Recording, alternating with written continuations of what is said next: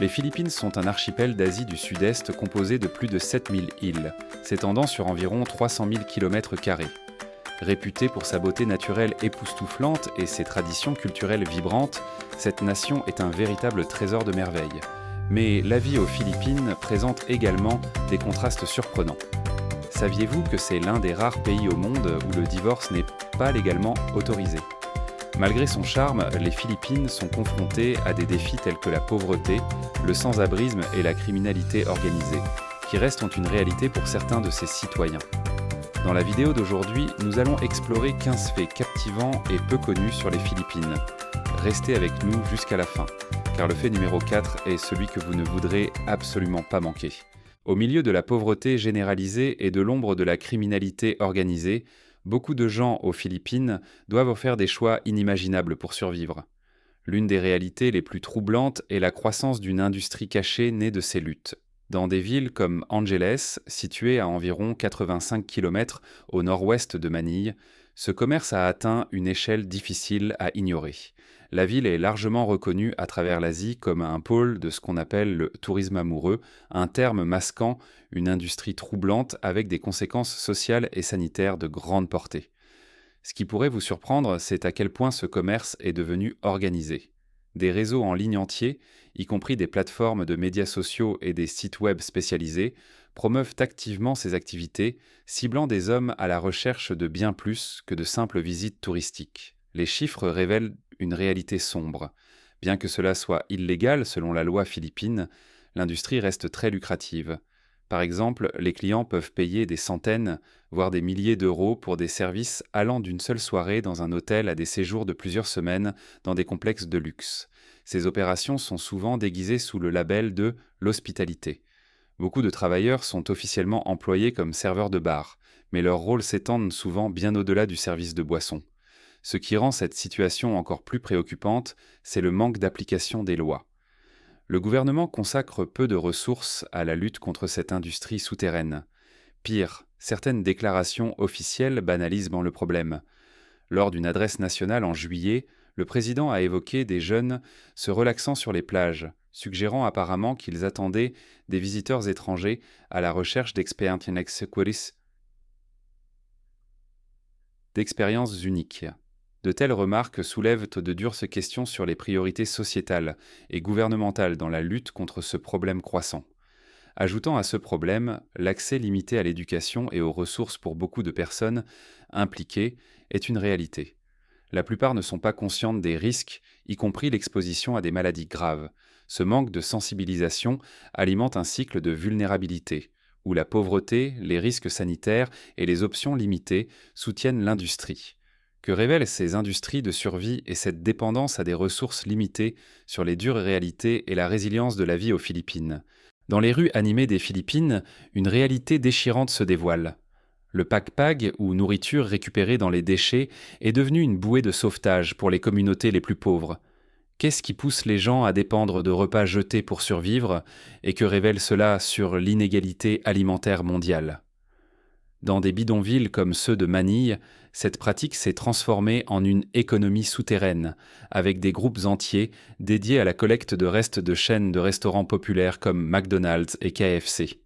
Ces récupérateurs commencent leur journée à l'aube, rassemblant discrètement des aliments jetés dans les poubelles derrière de grands établissements.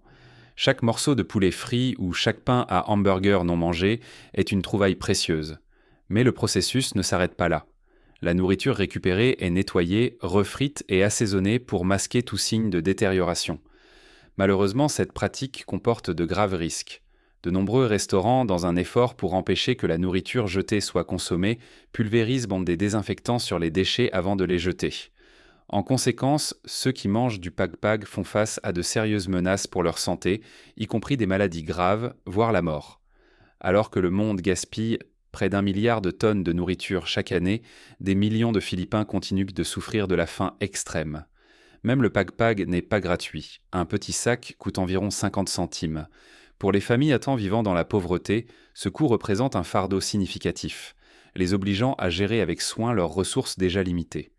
Ce contraste frappant met en lumière les conditions économiques désastreuses auxquelles des millions de personnes sont confrontées chaque jour. Quel lien existe-t-il entre la lutte pour la survie à Manille et les anciennes traditions de Sagada, une ville connue pour ses enterrements uniques en falaise? Avant d'explorer cette histoire fascinante, j'ai une petite demande. Si vous aimez ces histoires et souhaitez soutenir la chaîne, veuillez appuyer sur la cloche de notification et cliquer sur le bouton s'abonner. Votre soutien signifie tout pour nous. Et en retour, nous continuerons à vous offrir un contenu encore meilleur. D'accord ? Cachée dans la province de la Montagne aux Philippines, se trouve une tradition funéraire extraordinaire qui fascine le monde depuis des siècles. Les cercueils suspendus de Sagada. Pourquoi une communauté placerait-elle ses défunts sur des falaises escarpées ou dans des grottes au lieu de les enterrer sous terre? Cette coutume unique pratiquée par le peuple Igorot, en particulier la tribu Kankanae, remonte à plus de 2000 ans. La pratique est profondément spirituelle. On croit que positionner les cercueils en hauteur rapproche les défunts de leurs ancêtres et les aide à les guider vers l'au-delà. Il y a aussi une raison pratique. Cela protège les restes des charognards et des pilleurs de tombes. Cependant, tout le monde ne reçoit pas cet honneur. Cette tradition sacrée est réservée aux aînés respectés qui ont mené une vie honorable, un témoignage du respect de la communauté à leur égard. Un autre aspect symbolique de ce rituel est la position du corps. Les défunts sont placés en position recroquevillée, reflétant la croyance qu'une personne devrait quitter le monde de la même manière qu'elle y est entrée. Malgré sa richesse culturelle, cette tradition s'estompe lentement. La dernière pratique documentée de cercueils suspendus a eu lieu en 2010, alors que les influences modernes redéfinissent les coutumes locales. Aujourd'hui, ces sites sont devenus des monuments culturels, attirant des visiteurs qui parcourent la vallée d'Echo pour voir cette tradition remarquable. Cependant, il est crucial de traiter la zone avec respect. Les visiteurs sont invités à ne pas toucher les cercueils ni à perturber la sérénité du site, car ils restent sacrés pour le peuple Igorot. Que pensez-vous de l'idée de placer des êtres chers sur des falaises comme un signe de respect? Cela signifie-t-il un profond respect ou cela semble-t-il trop peu conventionnel pour les sensibilités modernes? Partagez vos pensées dans les commentaires ci-dessous. Connus sous le nom de gitans de la mer ou sirènes des Philippines, les Bajau ont passé des siècles à vivre sur l'océan ouvert, loin des complexités et des conflits de la vie terrestre. Certains scientifiques pensent que les Bajau ont même développé des adaptations génétiques, les rendant des maîtres inégalés du monde sous-marin. Ce qui rend leur mode de vie si remarquable, c'est leur ingéniosité. Avec des masques de plongée faits maison, des palmes et des harpons, ils ne se contentent pas de survivre dans l'océan, ils prospèrent. Passant jusqu'à 8 heures par jour sous l'eau, soit près de 60% de leur temps éveillé, ces nomades aquatiques ne pêchent pas seulement pour leur subsistance. Ils plongent à la recherche de trésors précieux comme des perles, des concombres de mer et des oursins, qu'ils échangent avec les communautés du continent pour des fournitures nécessaires. Un plongeur moyen peut attraper de quelques kilogrammes à des dizaines de kilogrammes de poissons par jour, qui restent leur principale source de nourriture. Mais ce qui distingue vraiment les Bajau, c'est leur physiologie unique. Des études révèlent que leurs corps ont évolué pour soutenir ce mode de vie aquatique. Par exemple, leurs rate sont significativement plus grandes que celles de la plupart des gens, leur permettant de stocker de l'oxygène supplémentaire dans leur sang. Cette adaptation leur permet de plonger plus profondément et de rester sous l'eau plus longtemps que l'humain moyen. Vivant une vie semi-nomade sur l'océan, les Bajau ne sont pas confinés par des frontières nationales. Sans citoyenneté officielle, ils n'ont pas accès aux droits fondamentaux et aux services gouvernementaux tels que l'éducation ou les soins de santé. Pourtant, pour les Bajau, la mer est bien plus qu'un moyen de subsistance. C'est leur maison, leur identité et leur mode de vie entier. Les Philippines ont la distinction d'être le plus grand fournisseur d'infirmières au monde. Selon les dernières statistiques, environ une infirmière étrangère sur 4 dans le monde est philippine. Un facteur significatif qui pousse cette demande est leur excellente maîtrise de l'anglais, une compétence nourrie par la reconnaissance de l'anglais comme l'une des 2 langues officielles des Philippines. Cet avantage linguistique permet aux infirmières philippines de s'adapter sans effort aux systèmes de santé internationaux, en particulier dans les pays anglophones. En l'an 2018, avant que la pandémie de Covid-19 ne redéfinisse les besoins en soins de santé mondiaux, environ 16 000 infirmières philippines ont officiellement émigré à l'étranger pour travailler. Ce chiffre sous-estime probablement leur impact, car il exclut les infirmières indépendantes qui jouent également un rôle vital dans les systèmes de santé à l'échelle mondiale.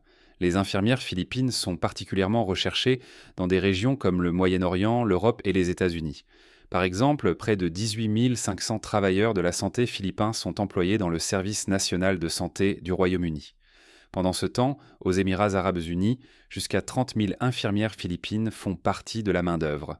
Au plus fort de la pandémie de Covid-19, des pays comme l'Espagne, l'Allemagne et la France ont recruté des milliers d'autres pour gérer la demande écrasante de professionnels de la santé. Qu'est-ce qui rend les infirmières philippines si exceptionnelles ? Leur volonté de relever des défis, combinée à leur excellente formation et à leur résilience, leur a valu une réputation parmi les meilleures du domaine. Ces qualités leur permettent souvent de gagner des salaires comparables à ceux des infirmières locales dans de nombreux pays, ce qui se traduit par un soutien financier significatif pour leurs familles restées au pays. Remarquablement, cette tendance bénéficie à plus que de simples infirmières individuelles et à leurs proches. Elle constitue également un coup de pouce économique vital pour les Philippines.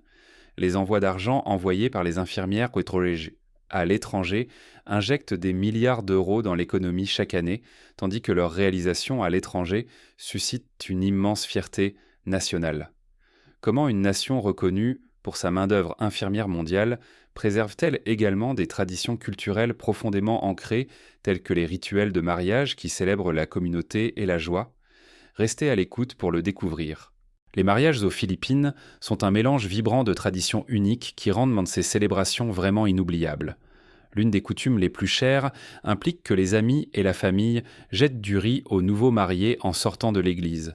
Cette pratique, introduite par des immigrants chinois, symbolise la fertilité, la prospérité et le succès, devenant une partie intégrante de la culture des mariages philippins. Mais le lancer de riz n'est que le début. Les mariages philippins sont remplis d'autres traditions ludiques. Par exemple, la course de tsinelas est un rituel humoristique où la mariée doit retrouver les chaussures du marié, un geste censé apporter de la chance au mariage.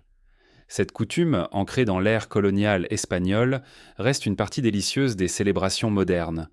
Aucun mariage philippin n'est complet sans son plat culinaire central, le lechon. Ce cochon rôti emblématique, un incontournable des grands festins, est un favori lors des mariages, des anniversaires et des festivals. Rôti lentement au-dessus d'une flamme ouverte, le lechon est célébré pour sa peau croustillante, sa saveur fumée et sa viande tendre et juteuse. Servi avec une sauce à base de vinaigre, de sauce soja et d'ail, il n'est pas surprenant que ce plat fasse revenir les invités pour en reprendre.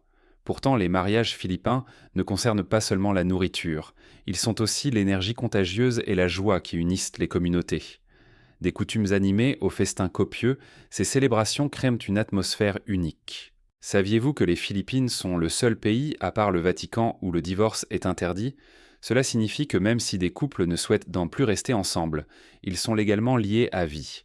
Bien qu'ils puissent demander une séparation légale pour vivre séparément et diviser leurs biens, ils ne sont pas autorisés à se remarier. Pour de nombreux Philippins, mettre fin légalement à un mariage est un long et coûteux parcours.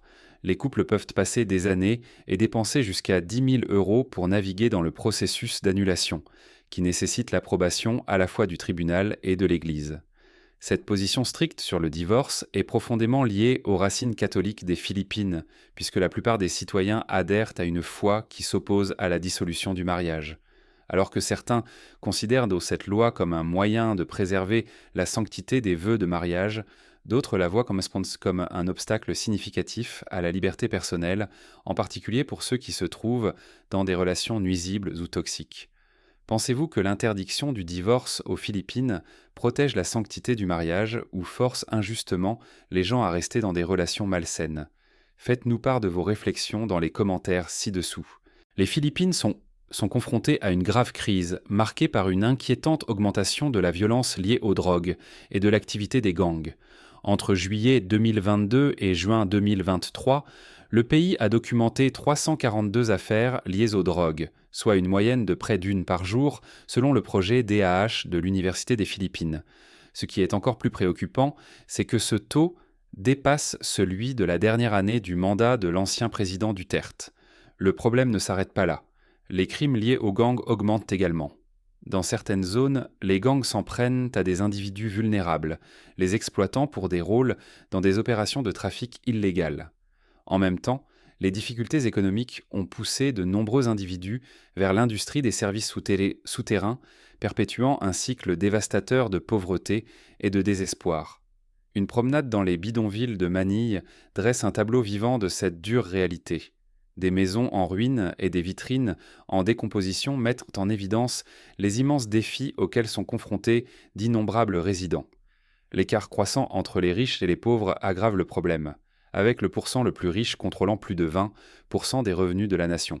Quelle image vous vient à l'esprit lorsque vous pensez aux rues animées des Philippines ? Peut-être rien n'est plus emblématique que le jeepney, véhicule vibrant et au design unique. Ces véhicules, nés des restes de jeeps militaires laissés par les Américains après la Seconde Guerre mondiale, ont été transformés en symboles colorés de la culture philippine et de la fierté nationale grâce à l'ingéniosité et à la créativité des gens. Après le départ de l'armée américaine, des centaines de jeeps ont été laissés loin derrière.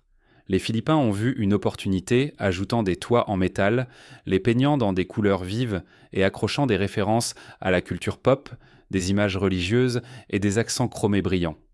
À l'intérieur, 2 longs bancs ont été installés pour accueillir plus de passagers, transformant chaque jeepney en un véritable centre social sur roues. Mais les jeepneys représentent-ils plus qu'un simple moyen de transport ? Ils illustrent la créativité, la résilience et l'optimisme sans limite de l'esprit philippin. Pour les touristes, monter dans un jeepney est plus qu'un simple trajet, c'est une expérience. Les designs vibrants et les slogans ludiques capturent l'énergie et la chaleur des Philippines.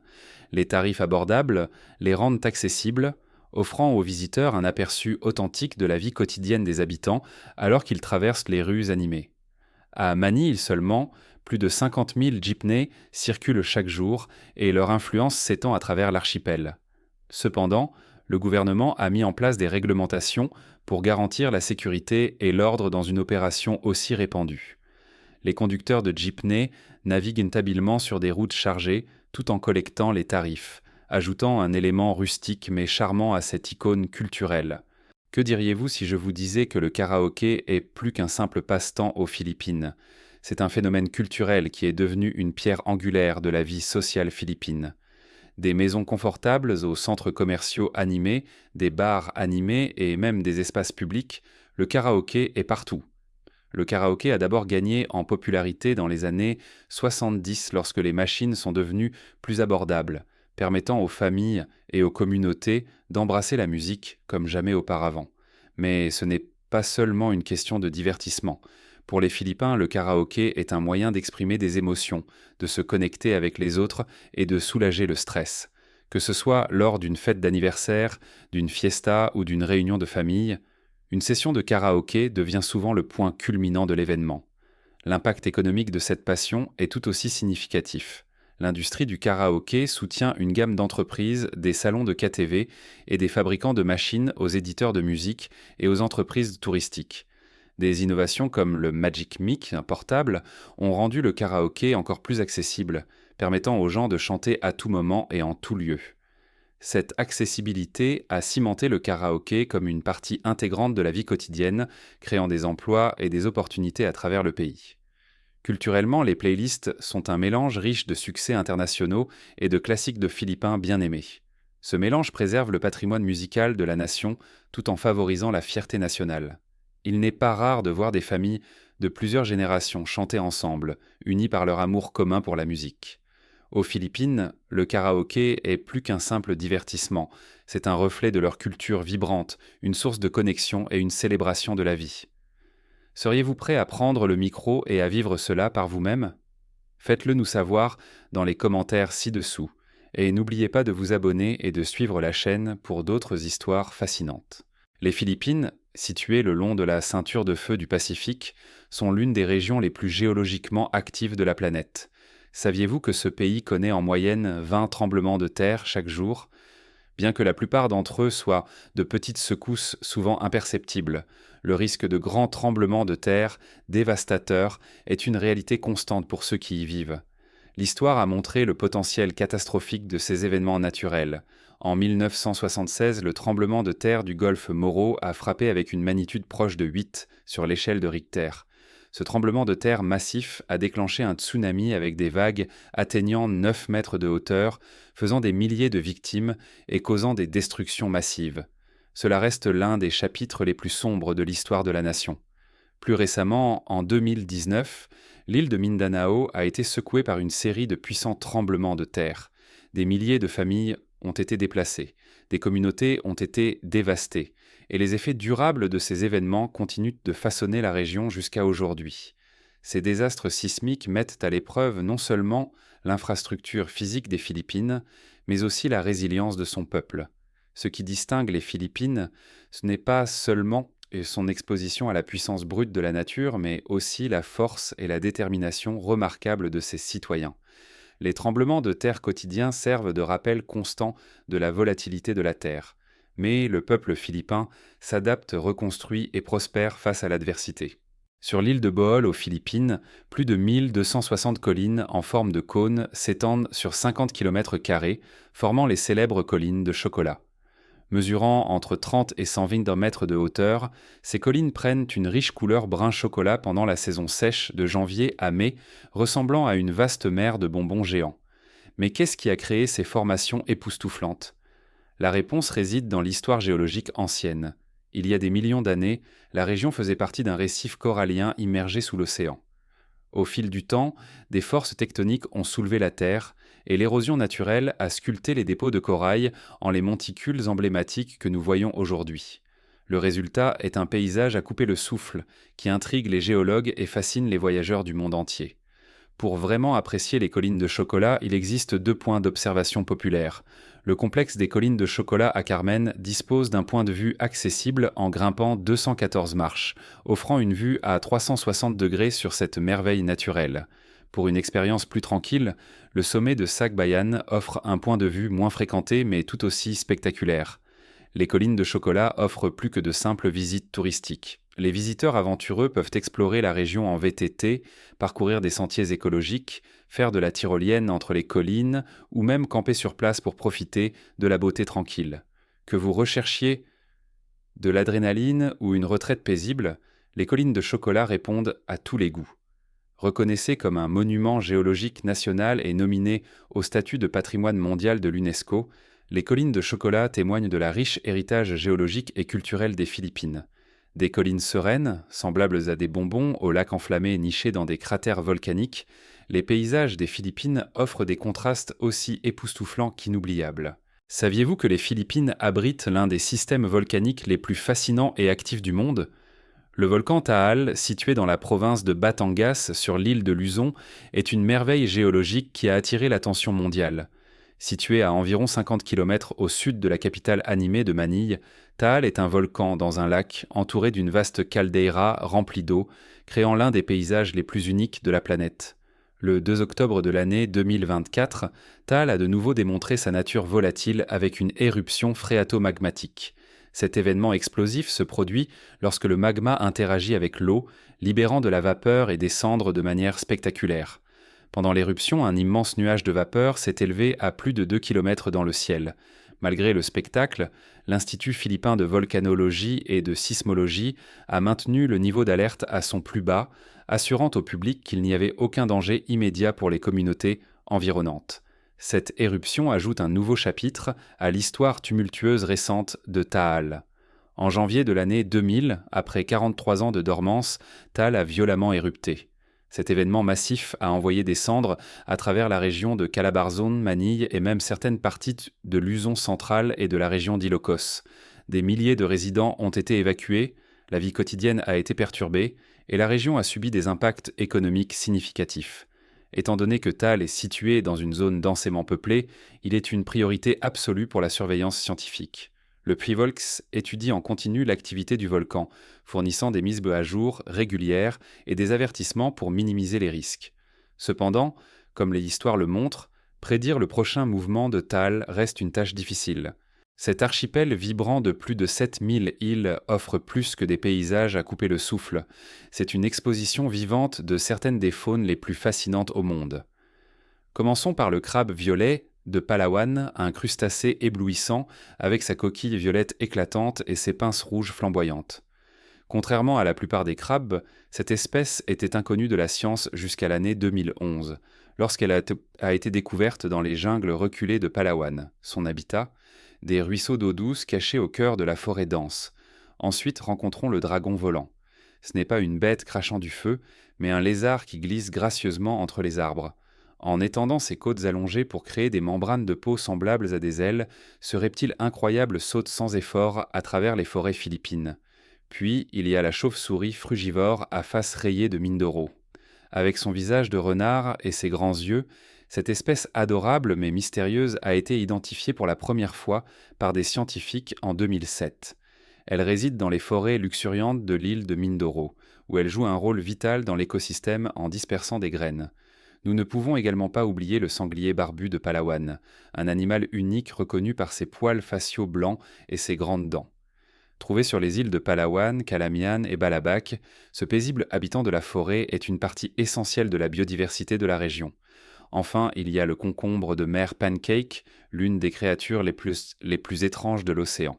Ses couleurs vives et son corps plat et arrondi pourraient penser vous rappeler un dessert. Mais ne vous laissez pas tromper. Ce concombre de mer utilise son camouflage pour tendre une embuscade à ses proies sur le fond de l'océan, se montrant aussi furtif qu'intrigant. Les Philippines sont uniques en tant que seul pays majoritairement chrétien sur un continent où des religions majeures comme l'islam, l'hindouisme et le bouddhisme dominent. Avec environ 93% de la population s'identifiant comme chrétienne, cet archipel vibrant offre un aperçu fascinant de la façon dont la foi a façonné sa culture et son identité. L'histoire commence au début du XVIe siècle, pendant la colonisation espagnole des îles. Les missionnaires et les colons espagnols ont introduit le catholicisme romain à la population indigène, et au fil du temps, il est devenu profondément intégré dans la société philippine. Aujourd'hui, le catholicisme romain reste la religion dominante, influençant tout, des festivals aux traditions quotidiennes. Mais quel impact cela a-t-il eu sur l'identité de la nation et comment cela distingue-t-il les Philippines de ses voisines ? À partir de l'année 2024, les Philippines sont reconnues comme le troisième plus grand pays catholique au monde, après le Brésil et le Mexique. C'est aussi l'un des deux pays majoritairement catholiques en Asie, l'autre étant le Timor oriental. Cela souligne la position distincte des Philippines dans le paysage religieux mondial.